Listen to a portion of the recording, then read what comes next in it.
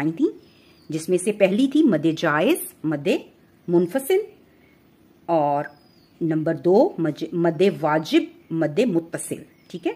अब जो पहली 2 अक़साम थी उनमें मद आने की वजह हमजा था। जब ये अलिफ की शक्ल में आता है तो मुनफसिल कहलाता है, और जब उसी हरूफ मद्दा के साथ जुड़ा हुआ हमजा की शक्ल में आता है तो ये मद्दे मुत्तसिल कहलाता है। ठीक है। और मद्दे मुत्तसिल में बड़ी मद आती है और मुनफसिल में छोटी मद। ठीक है।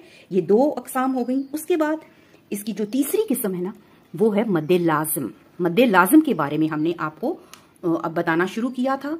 अब आप देखें कि मद्दे लाजिम की कुल 5 अक़साम है। ठीक है। जिसमें से पहली 4 अक़साम हमने आपको तफसील से पिछले लेसन में समझा दी थी, जो कि लेसन नंबर 46, 45 और 46 था। ठीक है। और मुझे उम्मीद है कि आप सबने वो लेसन वीडियो ज़रूर देखी होंगी और समझा भी होगा। ठीक है। अगर किसी ने वो लेसन नहीं देखे तो